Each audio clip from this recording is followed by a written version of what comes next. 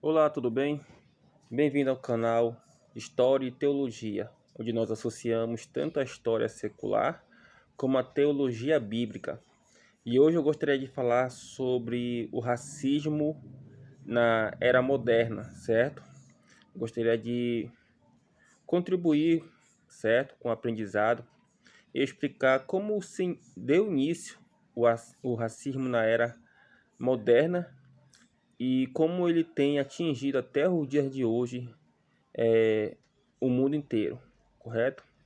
Mas não se esqueça de se inscrever no nosso canal, deixar o like e compartilhar para que seus amigos também possam aprender conosco. Bom, eu vou ler um texto bíblico, porque o texto bíblico que eu vou ler tem tudo a ver com o tema do assunto. Está registrado aqui no capítulo 10 do livro de Atos dos Apóstolos e no versículo 27, uma conversa de Pedro com os romanos, e principalmente Cornélio, que é um centurião romano piedoso. Diz assim no capítulo 10, versículo 27.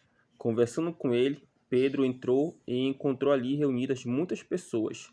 Ele disse: Vocês sabem muito bem que é contra a nossa lei um judeu associar-se a um gentil ou mesmo visitá-lo. Mas Deus me mostrou que eu não deveria chamar impuro ou imundo a homem nenhum. Então, até esse verso, porque a história é bastante longa. Então, veja bem, antigamente, desde que o mundo é mundo, os homens aprenderam a odiar-se uns aos outros, achando que a sua etnia, porque hoje em dia não existe o conceito de raças. Raças nós damos para cães, gatos, enfim. Existe o conceito de etnia. Cada povo tem a sua etnia, que é a identidade cultural. Então, antigamente, quando não existia essa concepção, e sim outra, vários povos achavam que eram superiores a outros. Por exemplo, os judeus achavam que eles eram superiores a outros povos, por isso mereciam reinar. Assim como os chineses achavam que eram superiores a outros povos e mereciam reinar acima de todos. E assim como vários outros povos, certo? Que nós conhecemos hoje na idade pós-moderna. Enfim, isso deu origem a quê? Deu origem ao racismo. E esse racismo não está contido na cor da pele ainda da pessoa. Esse racismo está contido na etnia. Por exemplo, o chinês, como deu exemplo, ele achava que ele era superior aos povos que existiam ali no Extremo Oriente. Por isso, ele dominava esses povos, porque ele achava que essa cultura era muito superior à cultura dos seus povos dominados, certo? Ele tinha um racismo contra a etnia dos demais povos, a cultura, a identidade, do jeito que eles falavam, certo? Enfim, os romanos achavam que o direito de dominar sobre os outros povos era um direito dado por outros deuses, pelos seus próprios deuses. Então, eles achavam que a sua língua, a sua cultura era superior aos demais povos. Porém, eles associaram a cultura grega, a literatura grega a eles, porque eles achavam que os gregos tinham algo de importante a contribuir com a cultura romana.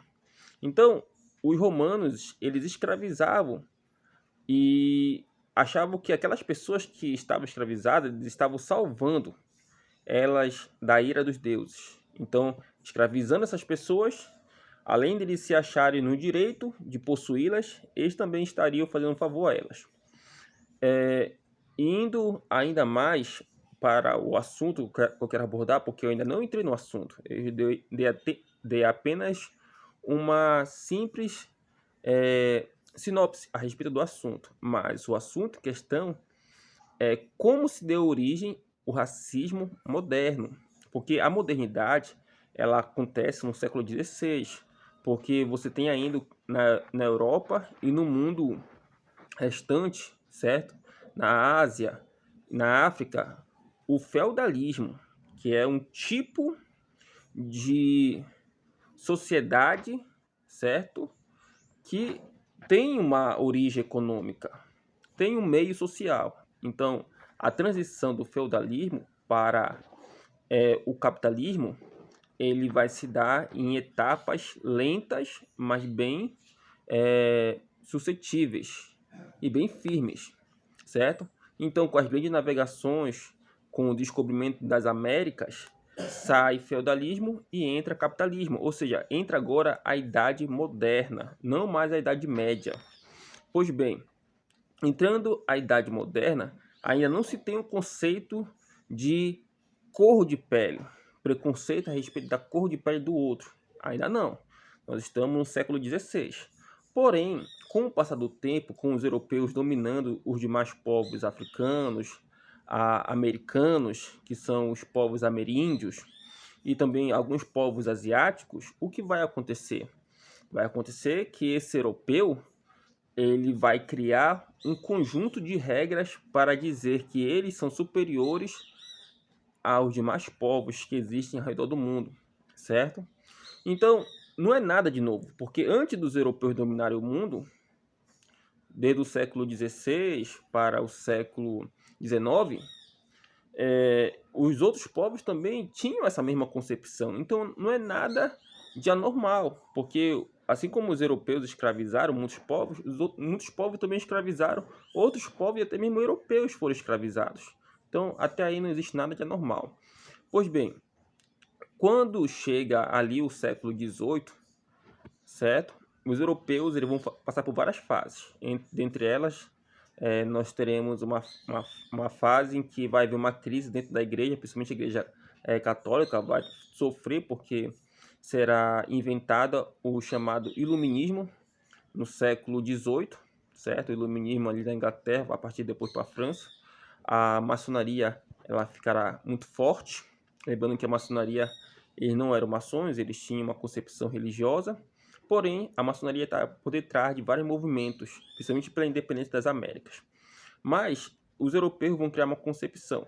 No século XVIII vai surgir o quê? Vai surgir o darwinismo. O darwinismo ele vai de encontro com o que a igreja prega. A igreja prega o criacionismo e o darwinismo prega a evolução do homem durante os vários milhões e milhares de anos que o homem existiu, certo?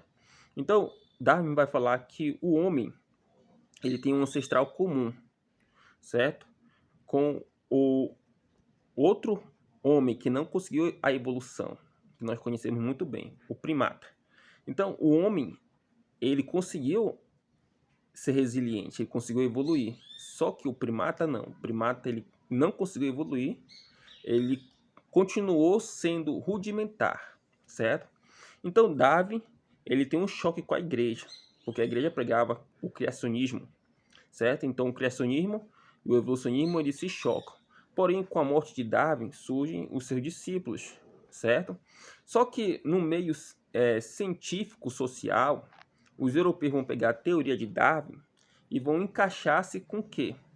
Vão encaixar-se com o seu imperialismo, principalmente nos países africanos, certo? Onde eles vão reinar ali. Então, o que eles vão falar? Eles vão dizer que eles são superiores aos outros povos. Por quê? Porque eles são brancos. E os outros povos são o quê?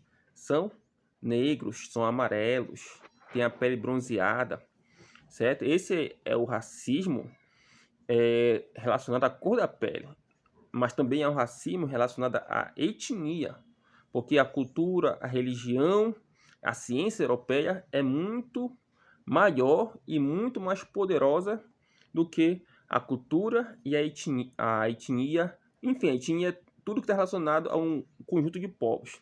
Ela é muito superior ao judeu, ao cristão, que é etíope, ao sírio, que é etíope, ao muçulmano, que adora Alá, e ao índio, americano, certo? Das Américas, e aos povos asiáticos, como chineses e até mesmo japoneses, certo? Então, o que acontece aí? Daí surge o chamado darwinismo social, onde você pega uma teoria que vai explicar a origem do homem, como ele evoluiu, e vai jogar para a sociedade, certo? E vai explicar o porquê uns são fortes e outros são fracos. Uns são dominadores e outros merecem serem dominados. E daí, o que vai acontecer aqui na América? Certo? A América que eu digo é desde o norte até o sul. Vai haver o embranquecimento da população. Ou seja, é necessário que se cubra a vergonha da escravidão indígena e africana com o embranquecimento dos europeus aqui nas Américas. Aqui, o Brasil foi o último país que aboliu a escravidão, no final do século XIX. E aí, o que vai acontecer? Eles vão trazer imigrantes para cá. São italianos, pessoas que falam uma língua latina, vão trazer para o Brasil. Italianos pobres que estão fugindo da guerra na Itália, porque a Itália está passando pela unificação, então está havendo guerra entre seus reinos. Vão trazer também outros imigrantes que vão vir fugido para cá. Estados Unidos, muitos orientais, certo? E muitos cidadãos até mesmo da Itália vão para lá. Mas aqui o Brasil recebe um contingente enorme de italianos. A Argentina também recebe muitos, mas muitos europeus, mais do que o próprio Brasil. E vão tentar embranquecer a população. Ou seja, esse governo, no começo do século XX, eles vão tentar camuflar a vergonha da escravidão com uma outra vergonha, que é o embranquecimento. A Argentina vai ser bem sucedida, porém na América somente ela vai ser bem sucedida, na América do Sul. Porém, Brasil não vai ser, Bolívia não vai ser, Colômbia não vai ser, enfim. O que está acontecendo? Está acontecendo que eles estão encobrindo algo vergonhoso com uma outra vergonha, porque dentro do Brasil vai se estabelecer o racismo, tanto no sentido étnico como no sentido de cor de pele. Por isso que se tem racismo como crime e injúria racial como crime, porque um está falando sobre a etnia, que muitos chamam ainda de raça, e outro está falando sobre a cor da pele. Aí vão dizer que o negro... Isso foi muito trazido da América do Norte, com as lutas dos negros lá, em que os sulistas, eles maltratavam muito a população negra. Diziam que o cabelo do negro era ruim, a pele do negro, o nariz do negro, tudo que estava relacionado ao negro era ruim. Então isso foi importado para o Brasil, certo? E hoje em dia é claro que existe um tipo de racismo minoritário no Brasil, mas ainda existe, só que é camuflado devido a uma posição muito forte para combatê-lo aqui no Brasil, certo?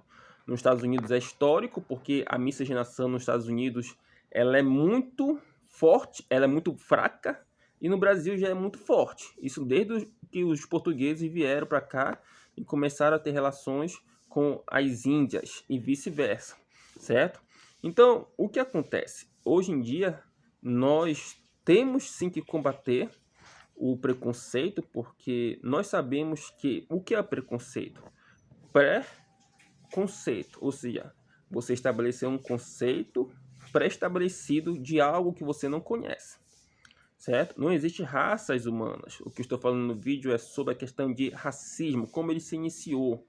Conforme eu expliquei, existe etnias humanas que compartilham o quê? Compartilham valores, compartilham conceitos e uma religião similar ou parecida, certo? É isso que tem que ser fixado na mente do cidadão comum. Mas nós sabemos que muitas vezes o que vigora é o senso comum e não o crítico que deveria vigorar, certo? Então eu espero que vocês tenham se beneficiado, que Deus abençoe as suas vidas. Amém?